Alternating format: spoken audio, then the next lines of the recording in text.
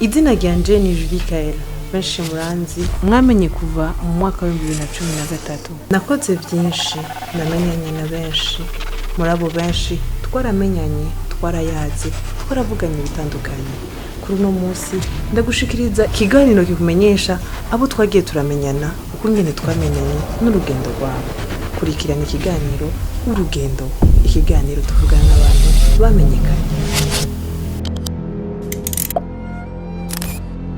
Hello guys, nizere komeza neza kandi mukomeye. Ijwi ni sanamu ni Julie Kael, televiziyo muko murabana E+257. Muri ko mukugana ikiganiro urugendo, ikiganiro mwama mushikirizwa twama tubashikiriza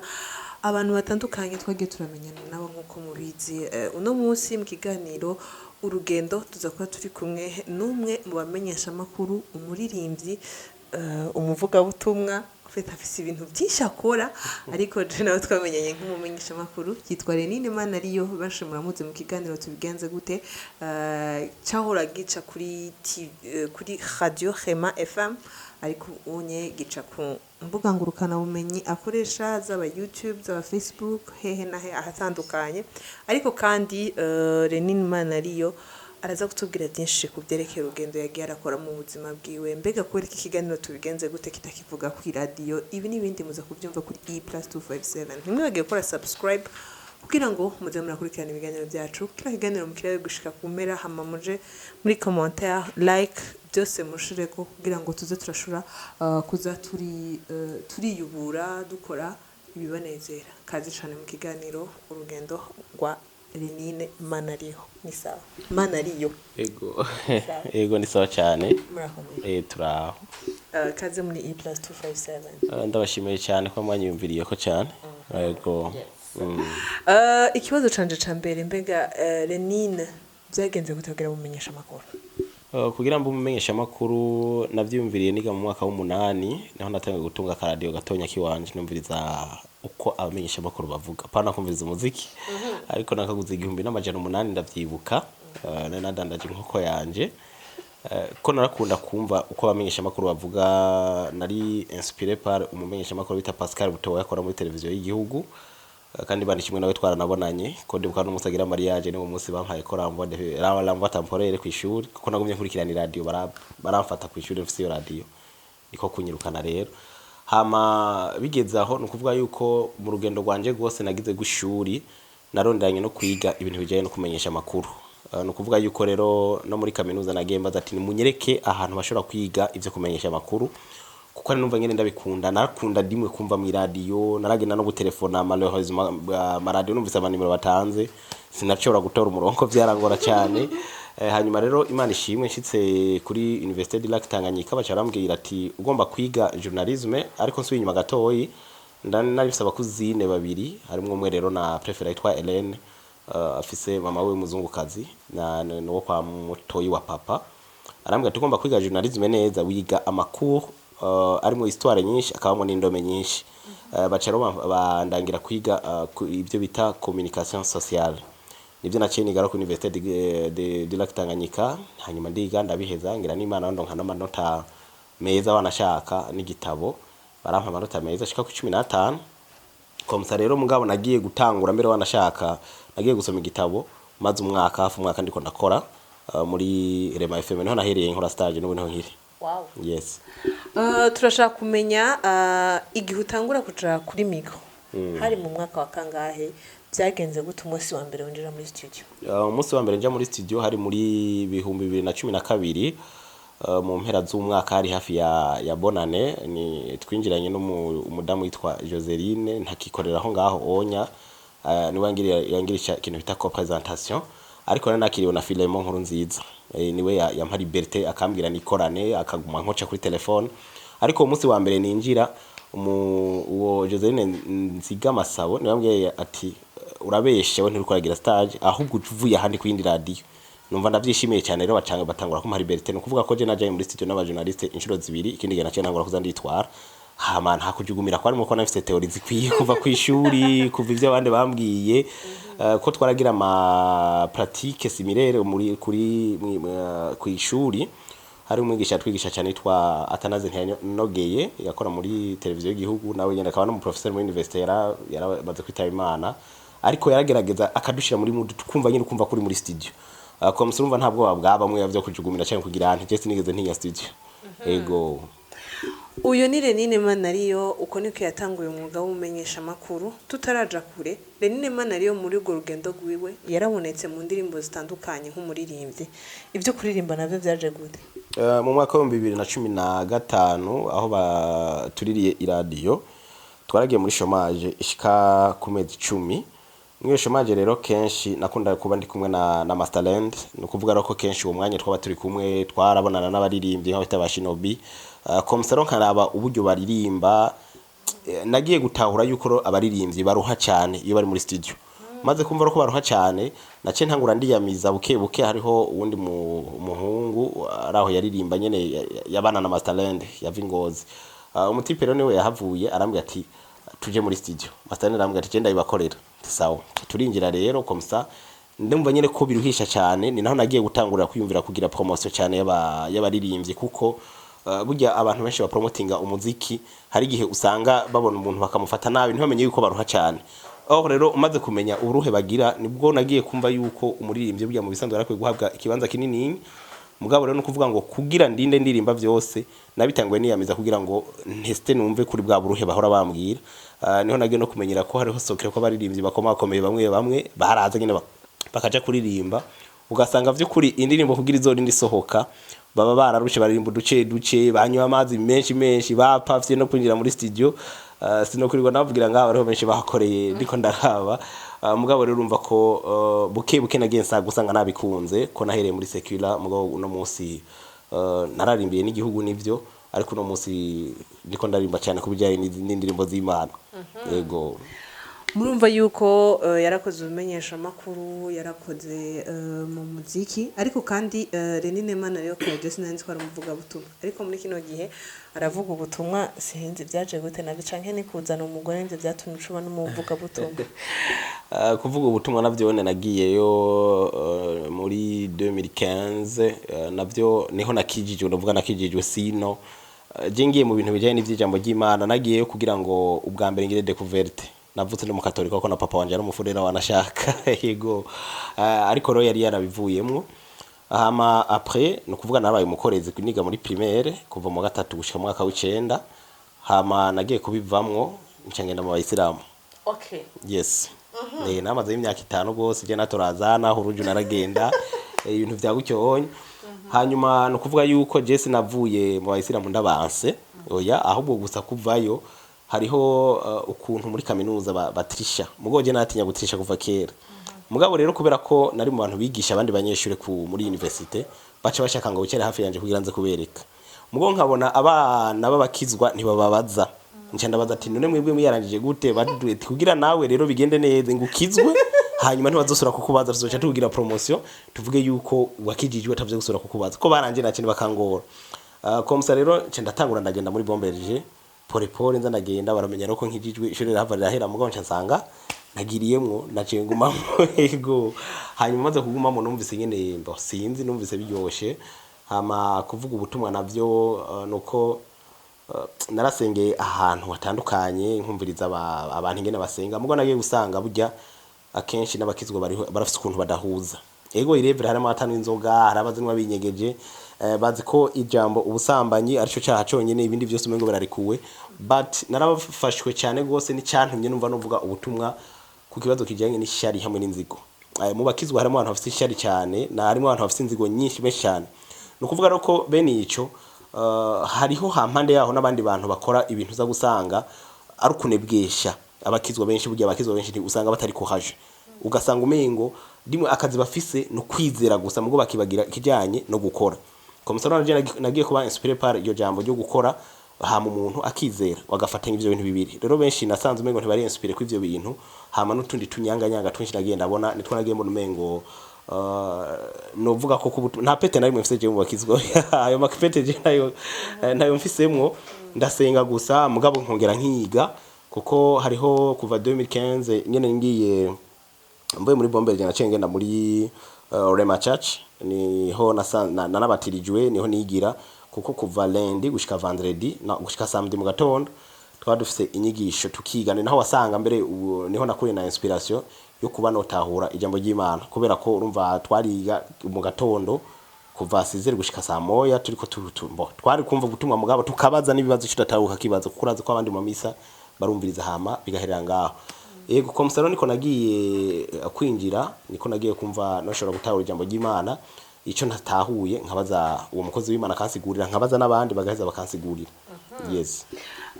uko niko yabaye umuvuga butumwa ariko tugaruke ku mwuga wiwe wo kumenyesha amakuru Nine Manariyo yarafise ikiganiro kuri Radio Rema FM caba imisi yose ico kiganiro nanje ndamaze kukijamo nimba ntihenda uri mu bagitangaye kujamo yes ikiganiro caba kuva saa 5 z'ijoro gushika saa 6 z'ijoro saa 3 gushika saa 4 cari gifise isaha imwe n'amatara amasaha 2 nimba ntaravye 30 minutes hama kiraduga ku isaha hanyuma kiraduga gushika ku masaha 8 carigeze kubagera isaha 11 kuva saa 3 gushika saa 11 z'agatondo Cari kiganiro caba mwijoro ko cari kiganiro c'urukundo cari kiganiro bavuga ubuzima bon ntibavuga urukundo gusa mugabo bavuga ubuzima en general mugabo kanshi wasanga bahagarariye cyane ku rukundo rw'inkumi n'imisore nimba ntihenda kuva saa 3 gushika minuit twavuga ku nkumi n'imisore kubera ko toujours naba inspiré nibi bintu byuko hari abantu sanga hari ibintu bishobora gutuma umuntu adakora kuko urazi urukundo rwafashe neza ucumenga nirwo rwamutwaye nta kindi washobora gukora bagaca usanga ariko babikora mu makosa wafashwe n'urukundo ugasanga atwaye n'urukundo agahera muri rwa rukundo gaca yibagira gukora mugaro mu nyuma tumaze gutangura kwiga twarabonye yuko ibi bya abakobwa bari dodomba ngo abahungu ngo barabasambanya cyane hanyuma nkababaza ati none umuntu yagusambanije ku nguvu ninde ahubwo ni wewe wavyemeye ni wewe ahubwo ufise amakosa abahungu nabo bati twebwe abakobwa baratwiba amahera cyane hanyuma nkabaza ati none mwebwe umuntu umukobwa arafata ngo mutwara amafaranga mu mfuko ninde dufatira ngaho rero hanyuma turaheza duca turabigisha uburyo umuhungu ategeza gukunda n'uburyo umukobwa ategeza kwitwara mu gihe ari mu rukundo hama no kuva isaha standard no kuvuga kuva minuit gushika 4h cyangwa gushika 5h du matin turavuga ku vyubatse kuko hariho ivyo usanga mu ngo bibloka iterambere rero no kuvuga ngo muri make twarigisha umugabo ingene yitwara umugore ingene yitwara nubwo twari tukiri abasore naye naronse undi musore yitwa Desire Damour twafatanya mu rugo rugendo mu ico gihe cico kiganiro hanyuma rero nuko twagiye turaba intambamye na cyane zishobora gutuma abantu bashobora kubaho neza kuko mu rugo bitameze neza n'iterambere bijya ntireza rigende neza umugabo ariko arakora umugore aryamara mu vuruga ntibikunda ko atera imbere komsa rero ibitera rero iyo mivurungano nivyo twace tugenda turabira hamwe gushika rero ico gihe gushika muri 2018 niho twagarukirije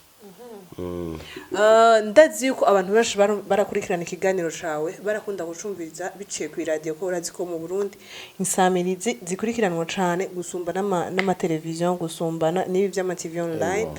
kandi ndazi ko cari ikiganiro gikundwa cane n'abantu benshi ndashaka kumenya niyihe mvo niyihe ntandaro yatumye ikiganiro tubigenze gute kifutwa ku radio ikiganiro tubigenze gute nagiye kubimenya hari umuntu sinzi ko novuga ngo goba gwabaye urusaku yaje arambwira mu gutwi ati burya mu bisanzwe nutaraba neza se namenye uko ndaba neza uko ariko yagomvye kumbwira ikiganiro cyawe barashaka kugifuta ku radio ndavuga ati mbo kuwo gifuta wese je ntaco vyo ntwara kuko niki gituma iradio nayikundwa iradio nayikunzwe ironka aba partenaire benshi cyanavuga ati mbo ubushatse kwisamburira ko baramureka haheze 2 semaines nzamona haraje message muri groupe y'umuyobozi wacu ivuga ngo désormais ikiganiro kirahagaze tubigenze gute kirahagaze kisikano Vero Rodri avuga ati bon nta birebire nishuye naciye nishura muri groupe ati okay kuko sivyiza guhangana n'abarongozi na Bibiliya ntibitwemerera twebwe umurongozi ntimuhangana siniwe namusiguza byinshi mugabo kubera ko umuyobozi ari umuyobozi nyene kandi jewe yari umugenzi wanje cyane gose n'ubu n'umugenzi arampamagara igihe kimwe aransiguza arambwira ati mu bisanzwe hari ikibazo cabaye mugabo si ngombwa ngo ibi bintu birebire byo kuvuga ukuntu ndavuga ati no cyese ndiko ndabitahura ikosa ryabaye irihe kuko na sense nyimba arico ibonye kitagenda neza irabanza kakwaviza kakubwira ati ibintu bitagenze neza kosora ibi nibi mugo niba cyari gifitiye akamara abanyagihugu niba n'ubu no musi bakiriko barakirekera manuko cyari gifite ico kimari igihugu hanyuma no mu nyuma naho numvise bambwira ati iki cyararenze imico kubera ko ibi nibi no kuvuga ngo mu ico gihe twari tugeze kuri kuko twarategura plan y'ikiganiro twategura nk'amezi 3 ari imbere ivyo tuzovugako twateguze kuri plan y'uburyo rero abagabo badashobora kurangurira neza amabanga yabubatse abakenyezi bigatuma habaho intambara mu rugo hakaba ivyo gucana inyuma ivyo kurenga ibigo n'uburyo rero abagore nabo batazi ngene bifata mu mabanga tugeze no kwico cyo uburyo bifata mu mabanga yabubatse niho urumva bahace haza ibintu ngo vyuko ngo hariho kurenga imico tukarabara amatemwanyaje twagiye turonka inbox abagiye baca inbox batubaza turavuga tuti je mbona umengo ntaco vyari bitwaye kandi n'amasaha ko yarayakuze acavuga rero bamwe ngurumva ngo nk'abana bari kwarumviriza ngo ico kiganiro mugo baza kuraba ahubwo nya kiganiro abo bana bamaze kumenya ingene bimeze kuko bo twabanza tukabigisha mu masaha yiwabo yo kuva saa 3 gushika saa 6 tukababwira tuti umenye yuko umuhungu nimwakundana mukaja mu byo gusambana hariho ibitabo furandi bivuga ibi nibi yuko mu bisanzwe urukundo ku muhungu ruragabanuka mugo mukobwa nago naburi kwaduga urumva rero byari byamaze gushira kuri discipline abigeme n'abasore bamwe bakimenya uruhande barimo abandi bakimenya uruhande barimo mugo nagenda kubwire yuko nagenda bwarantese yuko ubusambanyi bwari bwagabanutse hama abo bubatse nabo tukabigisha ivyabo kuko biba bibishe mu gihe uza gusanga umugabo afise complex kubera ko atazi kurangura amabanga yabubatse neza ugaca usanga umugore nawe arafise agahinda kubera ko yaranguriwe nabi amabanga yabubatse akagwana imigongo akagwana turavuga intambamye nyinshi zibamwo hama rero mu nyuma no kuvuga ngo twe twace tuvuga ati bon nta kundi ico nakoze nari yumvira ico gukora hanyuma ndahanuza abantu batari bake ba professionnel mu bijanye n'ama media komsa nje ndahashira urubuga rukurikora kurikana wa mbere wanashaka n'abantu benshi uno munsi kuri Facebook no kuri YouTube ndagwitanyene tubigenze gute na Lenine Mana ariyo mu nyuma nubwo baje haza abandi bagira ngo tubigenze gute na Rema FM ngo tubigenze gute niki iryo zina dimwe ryace risakara kuri Facebook risakara n'ahandi ku bandi bantu ntaziyo bakuye ntuze kandi bagakoresha amafoto y'uwanje n'ama video mba na postings savuga ati nta kundi reka dufashanye nabo kugira ngo bashobore kugera aho bageze bashikane abandi abantu kureta ntaco bitwaye kubera ko gushika no munsi urumva ko numva bakurikirana gutyo abantu bose bambira ngo wewe ngo tuzi ngo umaje amahera YouTube ngo ugira iki sinigeze mfata umwanya wo kubikurikirana kuko objectif nari mfise ntiyari yo wanashaka gushika no mwanya comme ça ni bwo nagiye ndabona mbere wanashaka n'abandi bantu banyandikira ku manimero yo hanze muri Tanzania n'ahandi banyandikira ibintu mugabo baca bambira ati ngo nabahakere ndavuga ati mbo ibyo ntaco bitwaye sinigera ndabishura benshi naca ndababloka hanyuma ndahinkaza ndahindagura amanimero gutyo wonye komsa rero kuhagarika ikiganiro narashitse no muri sense kubaza ndabibutsa amategeko agenga sense kuko vyose narabisomye ndabiraba ndabibutsa na objectif y'ikiganiro hanyuma nari nanditse lettre confidentielle president wa sense nawe aranyishura lettre confidentielle nyene arambwira yuko ati iyo dossier yo kugarika ico kiganiro yaratanguye yongera yugarirwa muri direction yanyu yes hama ndavuga ati mbo ntaco bitwaye komsa rero nuko hagiye harabaho bamwe nabandi bagiye bashaka kwitwaza ivyo kumura bavyumvise kugira ngo bashobore kuduteranya n'umuyobozi mugabo twari sinzi ko bavuga ko twari twabaserukira isu twari tubanye neza akazi kagenda neza gushika nuno munsi kuko twaragiye nyene turatohoza burya abantu babagabo ntibameze nk'abantu babagore rimwe na rimwe gusa barantonga abagore si bose kuko arona abagabo bagore basigaye bahari mu kinogi ariko rero abantu bashatse kubateranya ariko byagenze neza kandi nuno munsi novuga yuko abagomba kwiga yarahavuye mu nyuma arampa isaha imwe yo kwigisha mu buryo bwo guteza imbere abantu turavugana ko ibintu bibloka aba jeune bibloka abubatse mugabo rero tugahindura dimwe kwa gukosora ubu twarakosoye samedi turafise umwanya wa saa 3 y'ijoro kuva saa 3 gushika saa 4 y'ijoro twigisha abubatse na lendi kuva saa 5 gushika saa 6 twigisha aba jeune kandi c'est bon. Turumva yuko yari intambamye ikomeye cyane ariko kandi turashaka kumenya mbega umunsi wumva iyo annonce ndazi wari ufise abantu banshi kuko tugenda turabona ukora ibiteramo amaseminaire n'ugwaruka kandi hakaza abantu benshi mbega bobo bavyakiriye gute nk'abafans nk'abantu bakurikirana ikiganiro cyawe byarahaswe gutera ambuteyage ntuvuga ambuteyage ko mu biganiro byose wasanga bariko barabaza meme no mu kiganiro ca politique wasanga ko barabaza ati mbega ikiganiro cyagiye he kizogaruka ryari kuko urumva mu bisanzwe sinzi umwanditsi yanditse ngo si itegeko ngo ushigikirwe n'abantu bose kandi si itegeko ngo wankwe n'abantu bose no kuvuga ko ubuzima tubayemwo hariho ibihe by'umubabaro n'ibihe by'umunezero ibihe by'umunezero bishitse urabiprofita ibihe by'umubabaro bishitse ukamenya ingene vyakira no kuvuga yuko rero aba bantu twari kumwe baravyakiriye n'abasiguriye ndavuga ati ntihagire umuntu numwe ashobora guteranywa n'ibi canke ibiriya ntituzana brad fair mu bintu mu kazi ndumukoza asanzwe ariko rero niba mwarabonye yuko hariho akamaro bibamariye izi nyigisho iyi nimero yanje nemeye kubaha nimero nkoresha je yiwanje nakoresheje kuva kera kuva niga muri kaminuza nta wundondera ngo ambure ndiyaranje nkora mfata umwanya kandi nkasoma message yose ya WhatsApp n'ama message yose asanzwe hanyuma n'ibinyene vy'amaseminaire ndabatumye ko ntugire ngo hari ama publicité mpora ndagira ni muri vya biganiro nyene nkora ndababwira ati igihe iki tuzohura hama la chance nuko nagenda hura n'abandi bantu batandukanye nk'uyu Ropatro wa Fangas yarashizeho nawe nk'ubu ico kigo yashizeho avuga ati uri free ubuho urumva ko aheruka no kuduha biro yo gukoreramo dushobora kwakiriramo abantu donc imeze nka cabinet mugo kwakira abantu free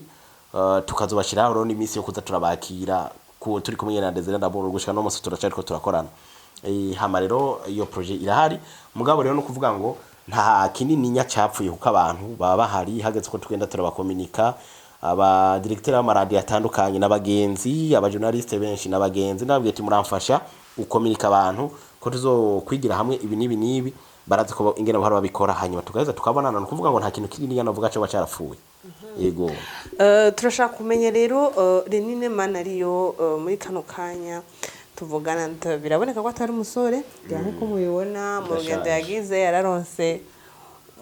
umugore ageze kubona bangahe uno munsi jewe ngeze mfise umwana umwe w'imyaka 2 no kuvuga uwo n'urugo mugabo urazi yuko mu busore hari gihe nyene bishika ndafise n'undi mwana yiga mu mwaka wa 5 mu wa 5 muri primaire yaciye n'ubwenge niwe yama bo wa mbere kenshi hanyuma no kuvuga ngo uko bigenda umugore naramuronse nyene kuko mu mutwe kubera ibibazo nakira by'abubatse sinari numva no kubaka mugabo apasa uraze turi muri societe umengo kurongora n'umuco hanyuma no kuvuga yuko bigenze uko jewe bonovuga ati baransate muvyeyi yeregeze kuntumako je ndafise muvyeyi mama rantuma karambaza urakomeye tego je meze neza ati none vyukuri urazi kukomeye nyene tego je ndakomeye none ikintu gituma ofite avyo bivuga kubera ko nabise aba petit frère babiri nibo bantanze kubaka no kuvuga bamaze kubaka nawe yavuga ati none wewe vyagenze gutwaza ngina bace babifata hanyuma rero ndamubwira ati je mu bisanzwe reka tuvugana ukuri je ndafise ubwoba bwo kubaka kubera ko abagabo benshi bararuhijwe n'abagore babo ndamusigurira vyose bijya vy'ukuntu Adamu nako Eva yagoye Adamu ndamwereka ingene abagore bagiye baragora abagabo benshi muri Bibiliya ati ivyo byose jewe ntaco nsigurira kuko bajya ntibari wewe ndavuga ati sawa je nzogubaka mugabo ukazobona aramvuruze nzobanza namuzane ngahi wawe ndamukubitire mu maso yawe aratwenga ko arazi ko nkunda gutera inkuru ariko rero komsa byaragenze neza ko nafashe n'umwanya wanashaka imbere yo kugira ngo nshobore kurondera umukobwa tuzokubakana nani yari haye principe yo kubanza gusenga kubera ubwo bwoba nyene nashoye kumara indwi yose ndi mu mafungo apana iswa umunyeni mwe yo kumurango gusa oya ariko kuva lendi gushika dimanche mu gatondo no kuvuga nta mazi nanwa nta kintu kimwe nashira ku muntu hanyuma ndasenga kandi Imana iranyishura vraiment kuko ndibuka ko naho nari nkiri mu bayisilamu mama nawe yari mu Pentecote mugabo arakambwira ati ibi bintu gira vy'amafungo ntuzoza urasamara kuko iyo uri mu mafungo ntiyabigwanya ngo nuko ndi mu mafungo no mu Islam ati uri mu mafungo Imana iteza kubiri hafi yawe kandi uheza kuyisaba ibyo wumva ukeneye ati sawa yaranshigikira nje byari bitwaye naho yari muri Pentecote hanyuma no kuvuga rero je naciye nkunda amafungo nico gituma kenshi zombona mvyibushe no munsi hirya y'ibyo zombone nonze no kuvuga yuko rimwe na rimwe hari gihe babisaba ko umuntu yegera Imana ariko arasenga rero hama maze gusenga Imana iranyishura ntiyantebeje umugore turi kumwe uno munsi yari umugenzi kandi mu nyuma nahavuye nari naronse umusheri umupande asenga muri Pentecote ariko pastor wabo waramubujije amubwira ati ntushobora kubana n'umuntu adasenga muri Pentecote mwico gihe turakuvuma amaze kumpa iyo message rero ndamubwira ati okay genda amahoro meza uro yari umugenzi wanje ndamubwira ati none we kuri umujama urafise umuhungu mukundanye ati wapi ati none uraguteje nawe tubanye ati kubera ari umujama nyene bavuga ati tuwe ubona je nawe nakintu twovamo hama ro tubana gutyo rero mw'ivyo vy'ikijama ngenda kumupresenta mu kijama turabana mu kijama n'uburo tubahandanya twiberaho nyene mu kijama urumva niwe umugenzi ndimwe sinovuga ngo umugenzi n'umugore ni ibintu vya gutyo nyene rero mu bisanzwe ubuzima hari ibintu ama etape duteza gucako kuko merewe yarambwiye ati naho uzobande ngusigura byinshi ni gake bazohava banakuyumvira ko ntawe uzo kwimvira ngo wahe promotion azi kuri umusore ko bazovuga ati none bice bigenda gute hari ibintu ati hari imigisha imwe Imana itagutumbereza mu gihe ubutarubaka kandi nkakorera urumva ko yambwiye byo mu ico gihe nagize mariage haize iminsi mikeyi baca bampa promotion ba chef de programme ntabwo ko ndiko ndasaza aho rero uko hanura ponsi ngo nabaza n'umugore ko narashaka umusore navyo narinzi ko ari umusore ahubwo ngira ari mu babivuyemo nawe imbere ko turangiza ikiganiro cacu mbega nini Imana ariyo nirihe jambo woshikiriza ugwaruka cyane cyane ko ndazi ko ukunda kuvugana cyane n'ugwaruka nirihe jambo woshikiriza ugwaruka bivanye n'ivyo yagiye uracamwe kuvutangura kugeza ko no munsi uriko mba ugwaruka ikintu ruhanura hakuru rurakunda kugira ibintu byo kwirukira mu kuja mu rukundo akumva umengo ntashobora kuba hatari mu rukundo ariko ico nagomba kubasaba yaba bahungu canke yaba n'abakobwa barondera amafaranga bakuramo ko mu mpuzo barondera amafaranga udufaranga no twobare dukenya nkunda kuvuga ati ufise uwo mugani barabuza abajene rienda mo na wanje mu gucyo nyene nta hantu nabusomye ati ufise agafaransa burya karizana uze umva abantu benshi bafise amafaranga iyo bahaze baca batangura kuvuga igifaransa kandi batize ni kuvuga ko rero n'umusore afise amafaranga burya nta mukobwa n'abakobwa bake bashobora kumwanga kuko umaze kuronka amafaranga urihiswaga urambara ishenete nkaze hote urambara no kuvuga ngo ikintu cyose ukeneye urimeza neza hama abakobwa nabo bakunda umuntu ameze neza muri rusange biyavuga ngo urumva ngo materialiste ngo niki none umuhungu azohava umukobwa azohava kwemera umuhamagara ngo mugende kuvugana ugacunga ati duhagarare haje imbere yo kwa Gerard apana kwa Gerard imbere yo kwa Gerard buryo umukobwa azoruha ubwa mbere guhagarara mubwo mwinjinane kwa Gerard muzica kandi umubwira ibintu atuje ariko arajya nakana none bizoca bigenda gute nukurondera amafaranga amisiga abakobwa baca biza abakobwa nabo bakamenya yuko bategezwa nabo nyene kurondera amafaranga kuko uno munsi umukobwa atagira amafaranga nawe nyene n'abahungu bake bamwemera nukugira amafaranga n'imigambi byose rero nivyo kenshi nkunda kubahanura na ivyo byo kuvuga ngo ndi mu rukundo ndi kiniki nta nikindi bizana uretse gusa gutakaza umwanya n'ubusambanyi tugushimire cyane urakoze cyane gose jidi nizere ko mwumvise urugendo rwa Mana ariyo Renine ukungene rwagenze ingene yavuye kuba journaliste agashika ubu akaba ari mu chef de programme w'ibiganiro byo muri RMA FM kandi mwumvise yuko byose byatanguye yiga mu mwaka w'8 aho yagura radio amaze kugurisha inkoko ngira papa we yari yamuhaye murumva yuko ibintu byose bifise intango kandi bikagira naho bigeze ubu sikuvuga ngo Mana ariyo ngo yarashitse aracabandanya kugira ashobore kugera ku yindi ntambwe ubwo niko rugendo rwa Renine Mana ariyo ariko mu ndemwe kwerekana ibiganiro bya E+257 ntimwegeye gukora subscribe kuri channel yacu hama ibindi mwa mubizi ni like comment na share zanyu ciao